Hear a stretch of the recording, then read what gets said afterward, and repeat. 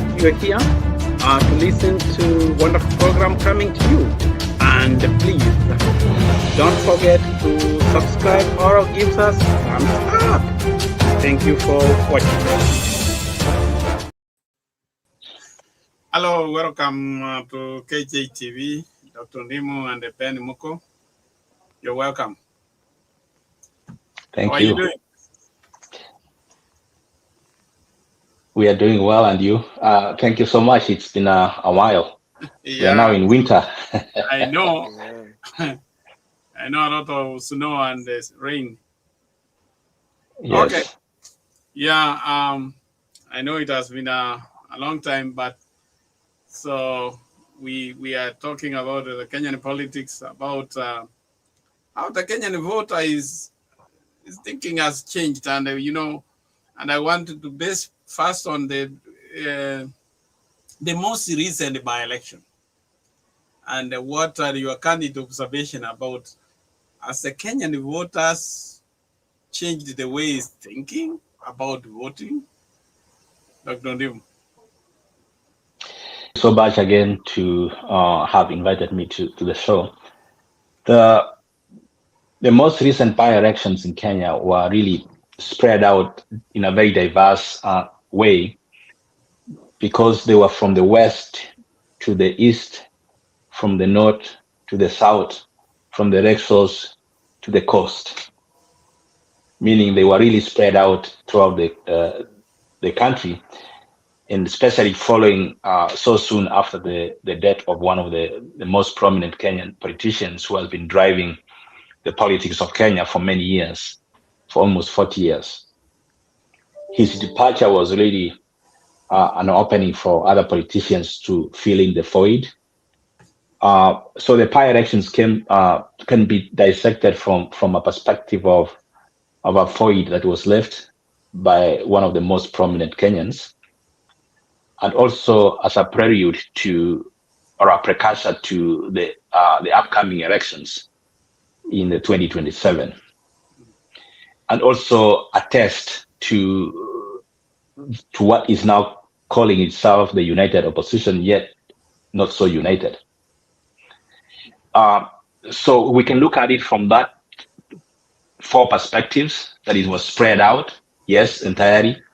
Yes, the death of the Right Honorable Raila Odinga, leaving a void and a shock to the Kenyan politic, and also a precursor to the upcoming elections that are coming in 2027, but also a very good test run for the new IEPC and the so-called united opposition. So that we can look at it from those perspectives and then dissect it from there. So we high level, then we can say the Kenyan voter has changed, yet remained the same. An oxymoron kind of thing. Changed how? Changed that they are more attuned to responding more to the arua of money than it is the ideology and the principles that can really bring prosperity. And I will tell you what I can tell you is the Kenyan vote has remained the same, because they really fought to and retreated back to what I may call tribal cocoon. That thing is still rearing its head.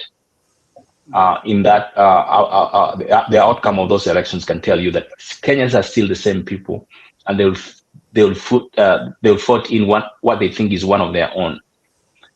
And finally, I'll say, which is very disappointing, the younger population that is supposed to be taking the lead were completely absent from the by-elections. So that is one thing that was absent and was never felt at all, which we thought had changed. The change, see the summer elections, the summer protests that occurred in June, we thought they were going to be seen to be driving the Kenyan politic, but they were not even there at all. And that's what I think we can dig that's high level, and we can dig into it. Thank you very much for your observation. Ben. I'll be very brief. I think the voter expressed himself how they want to look at the next elections, which are coming on 2027. So the money didn't matter so much how much the money was spent on this kind of, they will not be swayed by the money. So their mind, I think, is very clear, according to my analysis, that they really want to change. If you look at Nyansiongo, where the prominent people come from, it kind of, they wanted to embarrass those people who were coming there, but the money didn't matter. They just went there and made it, and kind of they were focused.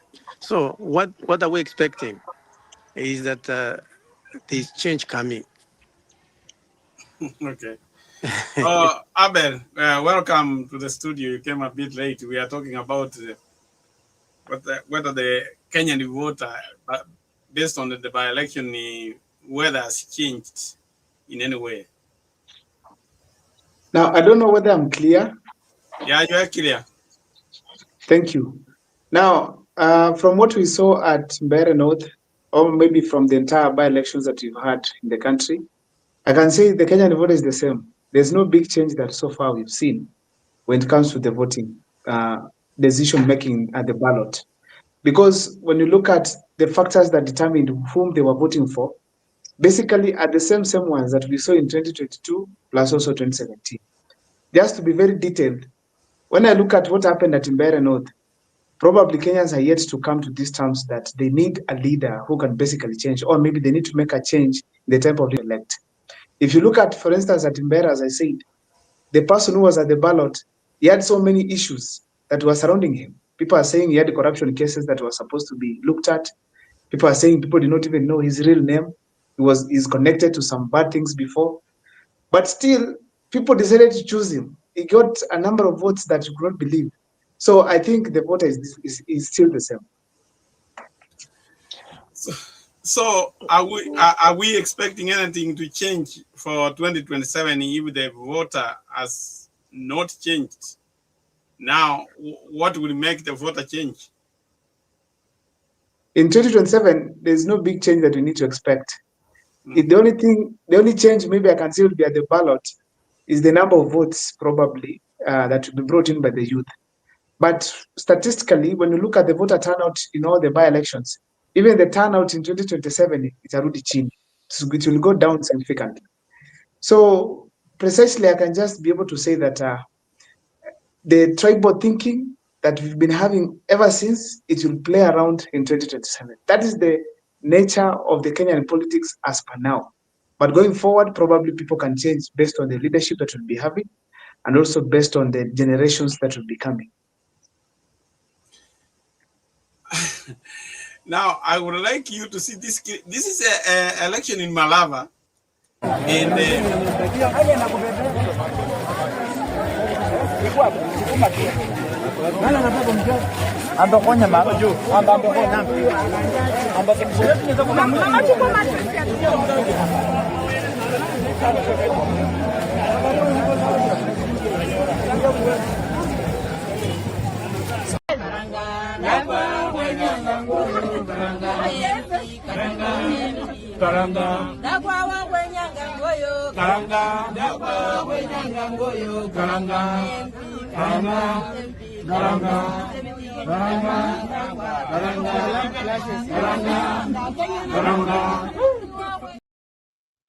the others who are voting, they were going to vote for Dakwa. So they were given the food. That is the characteristic of the Kenyan voter, which it has been all the time, even during this Christmas. If you can see, even the governor of Kisi. Materia oye! Simba oye! Basi. Materia pijama mwezi. Mama lete. Yatango. Simba tokana ina maya simba nenda ya na mama nengeri. Musa ndio la kana ya. Na mama nengeri 2027. that is how the Kenyan voter generally thinks. So, do you expect a person without money who has good leadership qualities to be voted in? Yeah. You know, when you showed those a few clips from the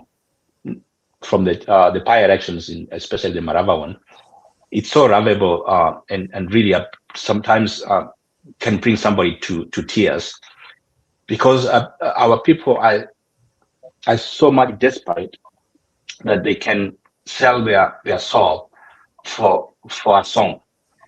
They, bread and a soda, start singing praise of somebody who after the elections is gone. And that's how this generation I mentioned has not really changed. And there is a younger population we hoped that would really tilt and come with a different mindset, who, regardless of what they have offered at the time prior to elections, they still go with what they think is right. Those are the populations that we have not seen and we did not see during the prior elections. Because the general feeling in Marava, I understand, and I'm really an armchair person, or in better note, was to elect somebody who is anti-government right now. That was the expected outcome of that election. But the current administration spent so much to make sure that they win it, and winning, however small, is really a perception that they are creating that we are still strong. And that perception has been created that they won all the 7 parliamentary elections in general. But the general feeling of the population is different. So, but when it comes, and I want to remind you of one thing, and I think somebody, I don't know who can remember this, the President William Ruto said this. You don't have to worry about what they say now. You only wait until the last moment when it matters most is when you do something, and the people will respond. And we saw exactly that's what they did. When it matters most, and when it mattered most, a day before elections, you give them a mattress, a blanket, a sword, and bread, and then you win. What they are not asking themselves, though, is whose money is this? Is indeed the same money that could have really been used to tarmac their roads, to gravel their roads, to provide them with water, to provide them with medicine in the clinics? So they're not asked. They don't think. They are using emotions. So that's the challenge. That is the Kenyan voter, using emotions and the stomach. Yeah, Ben. It is is very interesting that all this is happening. I was listening to the United Front, as we call them this morning, and they were putting those things very clear to the voters that the government actually is using all the government machineries to change the mind of the voter by money, corruption, and all these things you were talking about. It's too hard now to really say what will happen, but people are actually hungry. If you can say, you can see what's going on the ground. People are annoyed on what's going on. Which direction is the politics dynamics is just going to change or what? So, as you see in Kisi, money is being bought. Money is people want to use money. But what's the mind of others? Are they going to eat and change the direction of their mind or the decisions that they're going to make? Are we going to have the real change in Kenya? This is the question that we need to ask ourselves as we move forward. Oh, thanks. Abel. What's Now, your take? first, there's a point I want to clarify here. I heard someone talk about the youth who did not turn up probably for the voting process that took place during the by-elections. You know, there's this assumption people have that the youth are not registered as voters. I'm telling you, there are so many Gen Zs. Am I clear? Yeah, you are very clear. You are Now, actually very clear than before. okay, so the youth of this country, most of them are registered. It's only that probably we haven't popularized our registration in that probably to show pictures and stuff. In the by-elections, the candidates who were there were not the people the youth could desire to be in power. If you see the guy by the name, for instance, Ted Panyako and Ndako, when you get a youth to ask, maybe you ask a youth, what do these people represent? They don't bring any change. And the youth of this country, the mindset is that you don't vote for someone because the kickpin has said. They could be having a different preference. Probably they could have involved them from the nominations all the way. But now they just took their candidates, gave them the mandate to be maybe flag bearers, and eventually they want the youth to vote for them. Secondly, Appel, I want to challenge you in that end, and I want to be schooled. So you say the youth are registered, they didn't show up. So up to that extent, we know. And the reason why you are saying is the candidates were not their choices. What are they doing about that?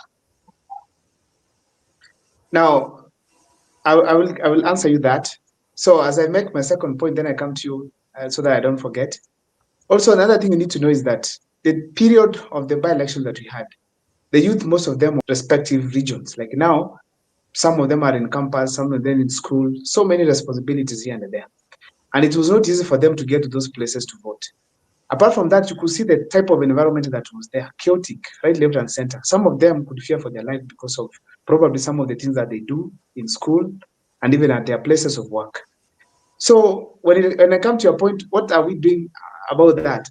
We are going to have our fellow youths at the ballot. That's something you need to be assured of. Right now, as you speak, I'm linked with about 10 MCAs from the Kisii region who wants to vie come 2027. Number two, we are not going to front a youth where we feel the person here is capable of performing. So we will be having our leaders of choice, and we will actually give directions. Right now, I was moving around collecting some data, and I got some mama mboga around, out of 20, around 15 are saying tunangojea vijana watuambie, meaning expect a huge influence by the youth of this country when it comes to 2027. Even the candidate of choice for 2027, people are yet to settle. So we are giving it time. So when it comes to choosing our candidates, we will give our point. Necessarily, people feel like we need to win these positions. As we will give an option, we will support them. If the older generations decide to support us and listen to us, well and good. But if they refuse, no problem. But tutapeana our choice of candidates. Mokua, I want to dispute with you, and let me show you the Mbere election. This is what happened in Mbere North. Lawrence Ireri is a Gen Z from Sabina Party. If you had a choice, he only got 113 votes. And many youths actually even they had fielded. There was a complaint. You can see where they were saying the youths the youths were saying in the by-election, Gen Z's who face brutal policy qua ground. They realized they were there, they fronted for election. What all of them said is they didn't have the money. So the reason you are giving, what would you say about that? Let me tell you one thing here, people are forgetting. When Gen Zs came out to the streets to demonstrate against William Ruto's type of governance, we were not staging war against the older generations. We were simply presenting, we were taking lead in a course that we could not expect our fathers to be at the lead. We are taking the lead because we had the energy and it is our time. But basically, we are working together as a society. We don't know more than what you people know, especially older generations. It's only that we are now supposed to come out because you've done a lot for us. When you were young kids, you guys, you gave a lot. So I have seen someone there who was at the ballot. As much as we are youths, we are not exempted from the political operations in that we say, now because I'm a youth, I don't need to be known. I just go there and then youths will vote for me. No. And it's not just being a youth that qualifies someone to get votes. First of all, you need also to convince us that, are you capable? Because it's important. So when it comes to a youth who was presented by the Safina Party, personally, I even saw him, but most people did not know that he was on the race. But what I can just tell you is that also when you sit with the youth down and listen to him, you can tell this guy here, he knows what he's doing. This one, he knows what he's doing. This one, no. Why am I saying so? In the Kenyan parliament right now, we have very young people there. We have youths there. So the problem of this country is not the shortage of youths in leadership. No, we have so many of them right now have been swallowed by the same system. So that is what I'm saying. It's supposed to be the mark that the youth have failed. No, please. Now let me tell you, one of the things is that youths are poor, they don't have money. Uh-huh. Those youths who have succeeded to go to parliament, maybe they have entered in fun ways of earning money that has meant them if you follow them.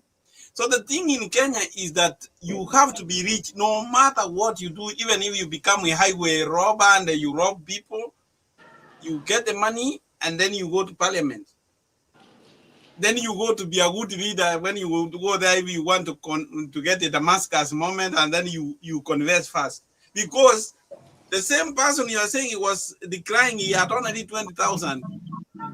Which that is the reason why you are saying he was never noticed. Because the only thing which would make you to be noticed in Kenya as a candidate is money. How you are dishing the money out. Daktari, Yeah. I think we need to be very clear what we want. We want to change the politics in Kenya. My colleague is just saying about youths. We are not fighting against youths and the old, or the rich and the poor, or whatever class we are talking. We are not talking about the communities. No. The best approach is that who has an idea? What can be able to give us mileage for our children to come, brothers? So if it's a youth has an idea how we can be able to move Kenya forward, that's what we want. The old, the young, the poor, we would vote for that person. So what we're talking about is where are those guys who have good ideas, who are not corrupt, who have all these issues that we are talking about. Then we can come together, which the money will not change the mind of the voters to pick the correct and the right person. I think that's the right direction that we want to move. Ben, you are talking about the imaginary Kenyan election, but we are trying to talk reality here. Yeah, you will be saying we want to see ideology, but Yes. then that ideology is what we are saying, that the Kenyan voter. You saw those clips. Do you think that person read is he thinking about the ideology of the candidate or what he has been received? Yes, eating is one thing. Let me answer the question, Dr. If we look at Nyansiongo, they said eat very well, but know where to vote. Number one. Number two, today when I was listening to this United, and what they said is that IPA, they're going to deliver the correct, the fair, and I mean, are they going to do a good job on making sure that the voter is counted? That's number one. Or the money is going to be a factor, Daktari. If we solve this problem, we move forward direction. Okay. Abel. Now, what I was saying is this. I agree with Ben, who was saying that the idea. You know, when we are going to present ourselves to the ballot, it's not that we don't know money is needed. We know money is needed. We need to bribe people. But now, what idea are we bringing on board? That we want a change. If we come in our own way, tell you guys, I want to bring water here, this is how I want to do it, and this is my idea. Then people choose to listen to us. If it is 10 people listen to me out of 100, that is an achievement, because what you want to simply put out there, it's a mark that we have started. We are yet to be there, but tumeanza. That's basically what you want to do. So bribing will be there, because one problem that we face right now is poverty and illiteracy. People might ignore illiteracy a lot, but indeed it is there. Because William Ruto went to a certain place in Ukambani. Surprisingly, a lady there does not know William Ruto completely. This person does not even know the MCA of that area. not even the governor. How do you tell this person not to vote for William Ruto? Because even at the ballot, he or she might not vote, or she might even not know who is this I'm voting for. So the challenge is there. But as time goes by, we want to present our candidates and make a change step by step. I know, right, in 2027, we will not achieve. Even if we achieve, it's something small, but we will be there someday. Absolutely. And I wanted to add on and tell you that the money is not only for piping, but money also is needed for logistics, from moving from one end to another, making sure that the people who are campaigning have our food, and you know, those people who are spending their time, they are taken care of. And those are the logistics we are talking about. The logistics of your idea, bringing your idea to the public. You spend money to educate people, and that's the basic money we are talking about. It's not even for bribing. It's actually money for you to move from one end to the next end, holding parasas, making sure that the people you're moving with, you're able to logistically provide for them as they stop their daily living activities. So that is the basic bottom line of starting a campaign. Yeah. Not just for bribing. Let's be realistic. Money is not just only for bribing. Money is for moving around. Money is for taking care of the people who are actually organizing your campaigns. Now, let's talk about this. The one thing we are forgetting, and maybe Appel, you can tell us, when you say the chances are registered, I would love to see statistics. Numbers don't lie. You said you have the numbers. If you provide, for example, constituency after constituency and tell us, hey, this constituency, for example, Marava had 60,000 registered voters, and this is the 60 and above, X number of people. Between 50 and 60, X number of people. Below 35, and that's where we are looking at focusing most, X number of people. And then on and on. That's when we can actually say the chances are registered. For you, you might have said yes and done some survey there. The Mama Bogas talked to 20 and 15 of them said, we are going to wait for your guidance. Right, they are going to wait for your guidance only if you're able to read them. And that's where the logistics of money comes in. Unless you read them, you're not going to tell them. You can't read them. Now, let's take back and look at the very original question. The by-elections, the outcome of the by-elections, are they a precursor to what is going to happen? Because those who have money know two things. You can use money to bring chaos. Because when you bring chaos, in chaos, they thrive. They know what happens in chaos. They know how to serve a pilot in chaotic situations. In chaos, those people who really want to vote for you are scared. They don't want to come to the pilot. So they know that too. That's number two. In chaos, they know that they scare you so stiff, you cannot even campaign. And that's what they do. So what that means is you, Appel, who is running for office, are also forced to have a gang that protects you. And they start participating in that chaos. So it becomes even more chaotic. So how do we change this kind of mannerism where chaos doesn't rule? Chaos is not king. Money is not king in terms of giving you money to go fight. So that's where the problem is, because what the government did was to bring chaos to scare people away. And when they scare people away, they stab parrots. And that's what may have happened. Okay. Now, allow me just respond to him on that. Let me start from the issue of funds.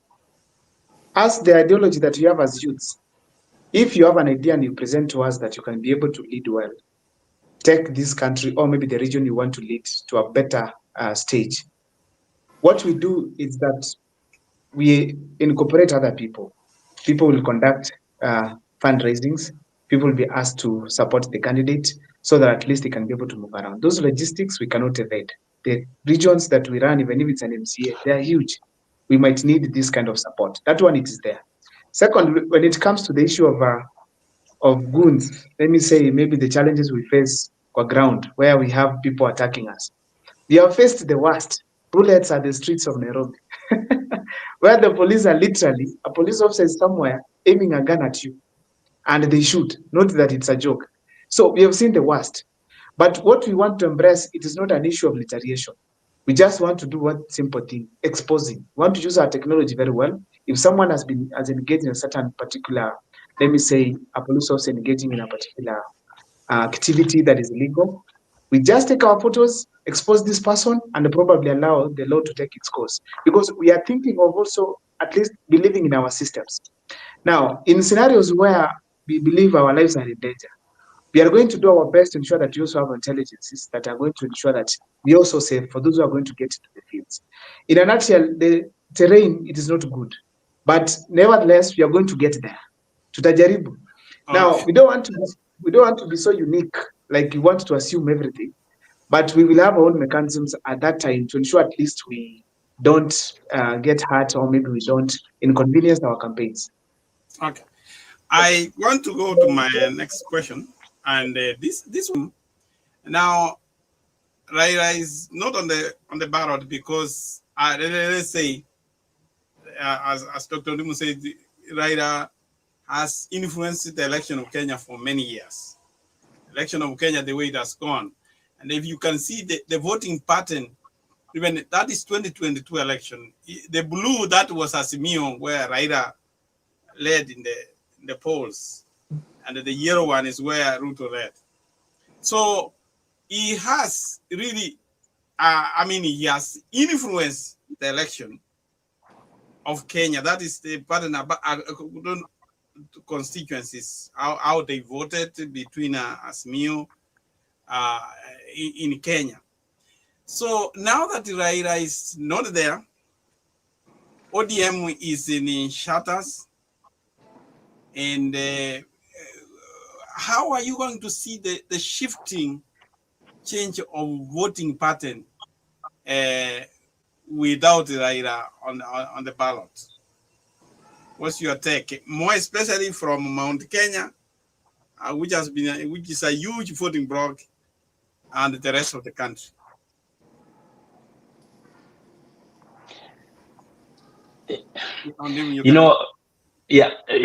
Raila has been put a force of getting people out to vote from Mount Kenya region.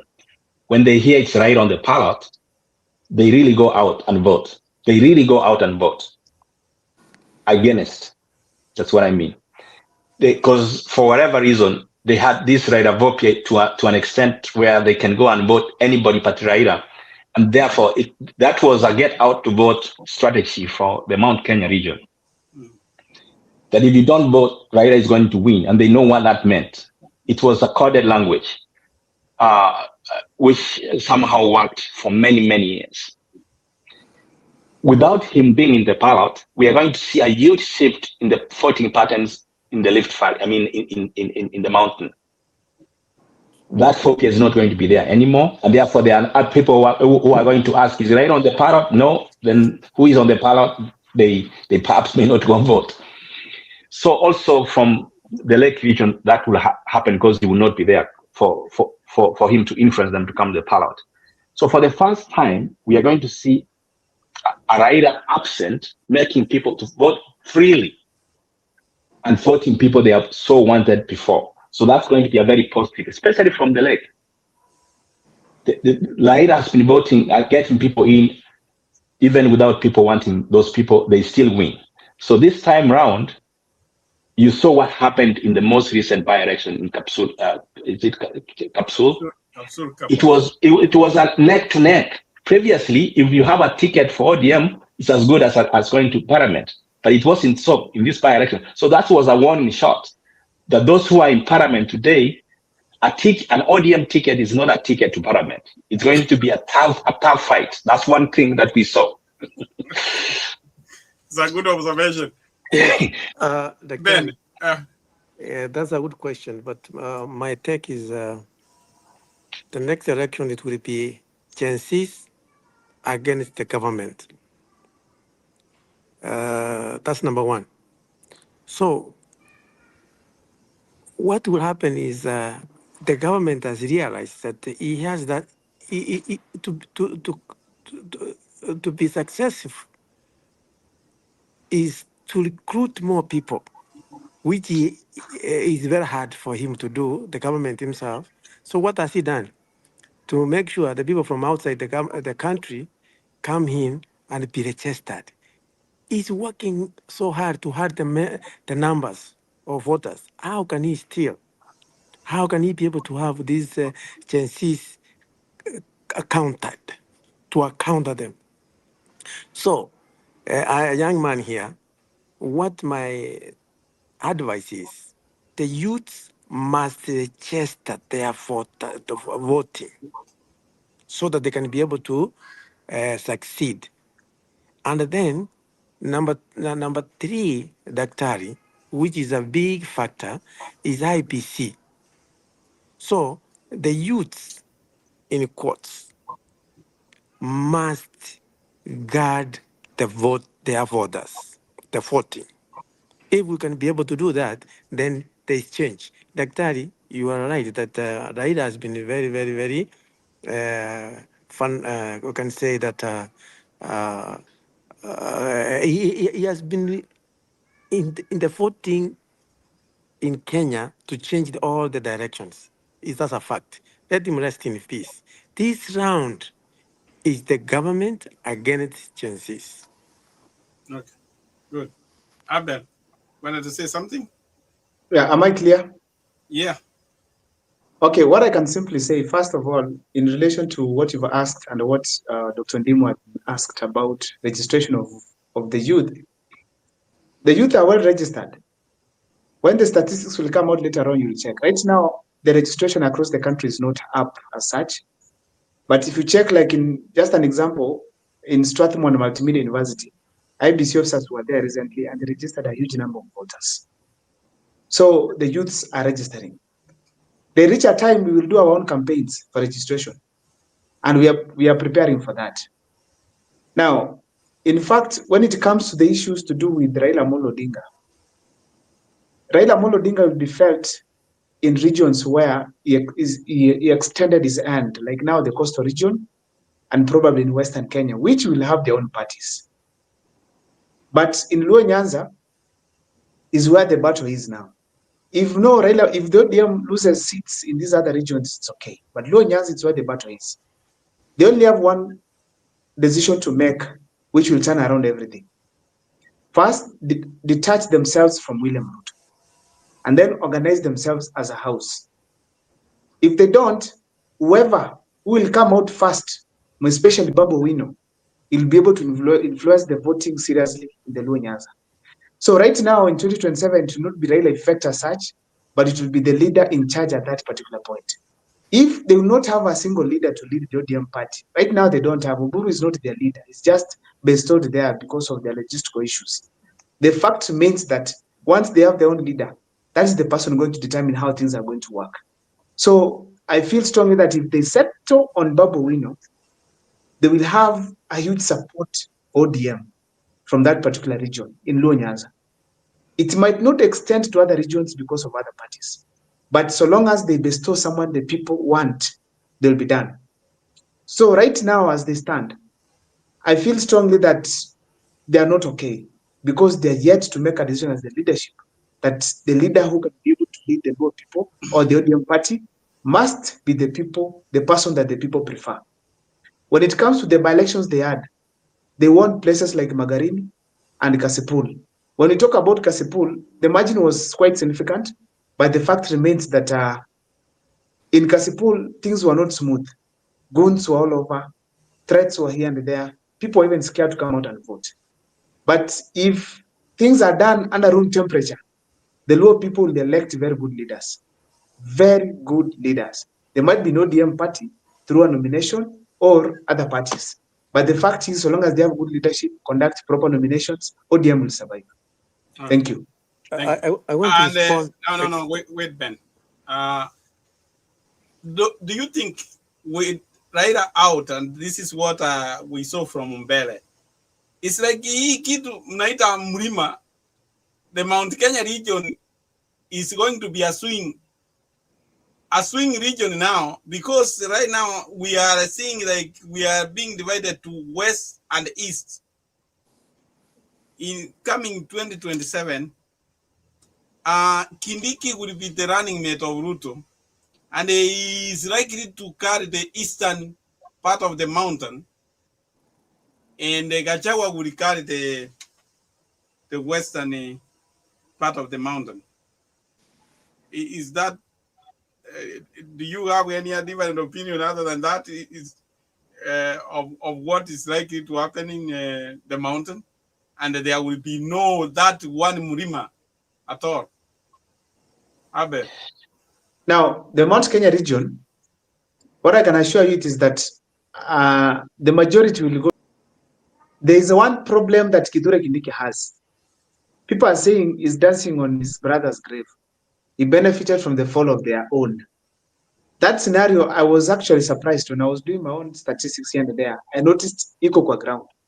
So as we speak today, the Mount Kenya, they will get their votes to one side, majority, probably 85% plus.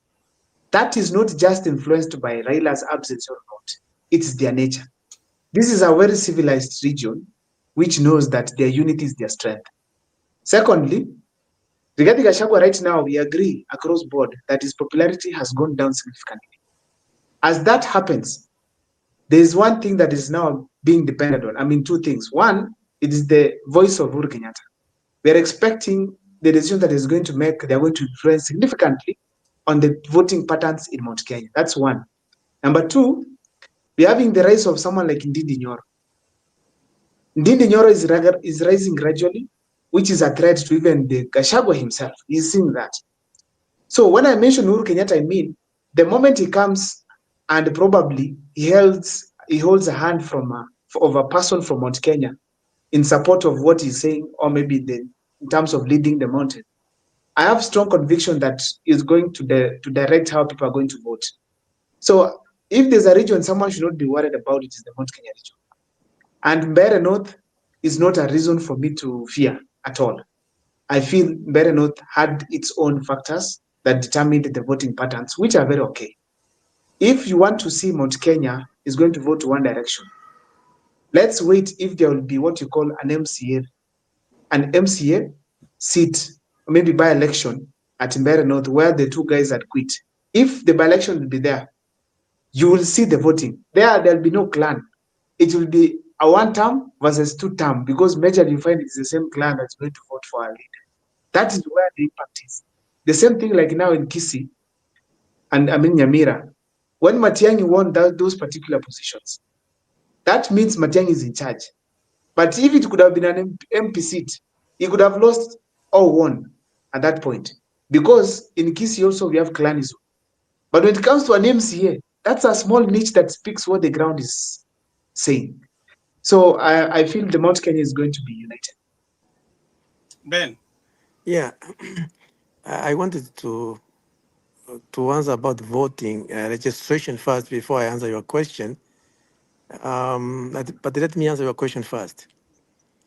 From the mountain, what is the fact? What are the facts, Daktari? Why all the time they were against Raila?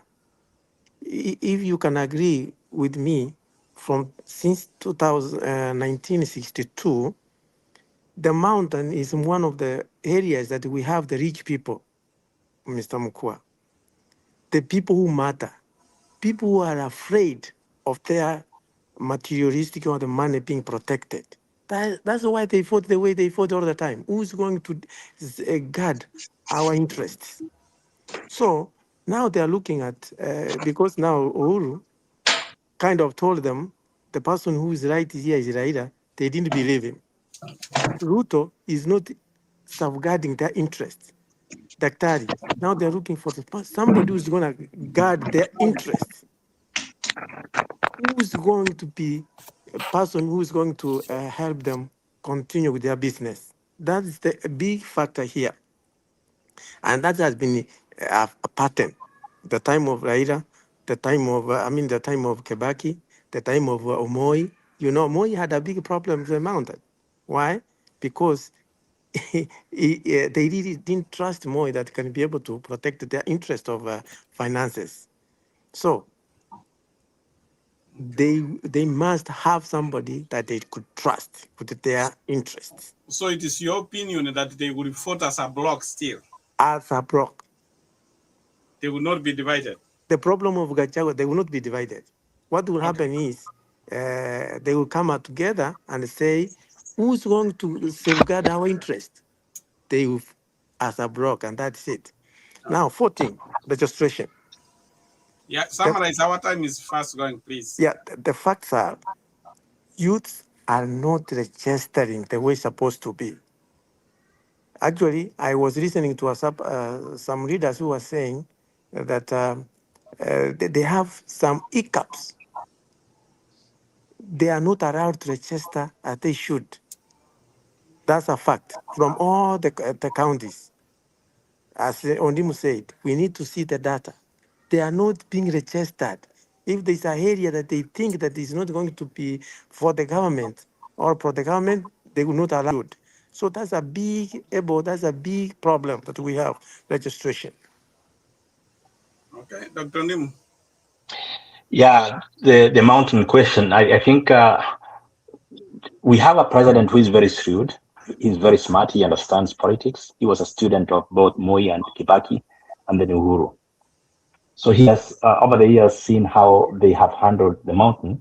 He understands the psyche of the mountain. He understood it last time round, and he was successful in conquering the mountain. But he knows he has lost it.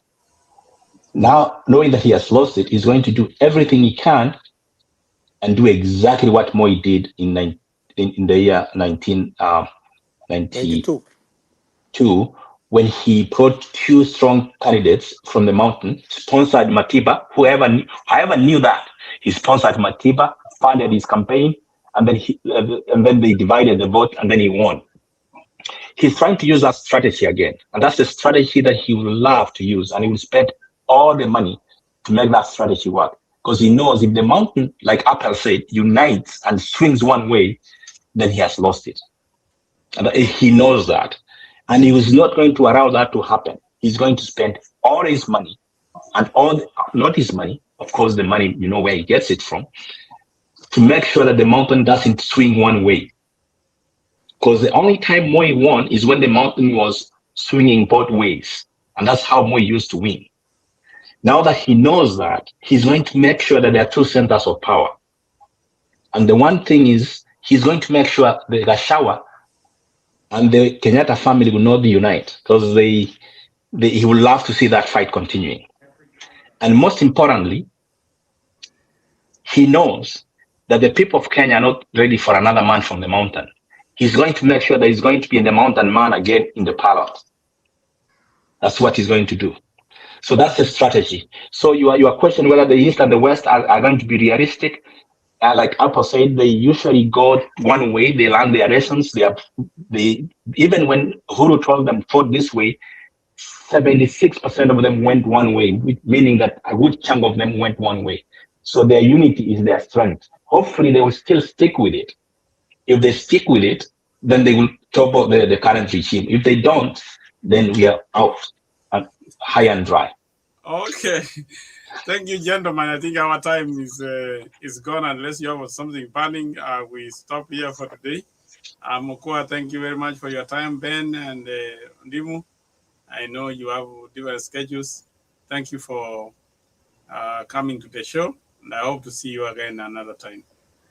Thank you so much. Thank you.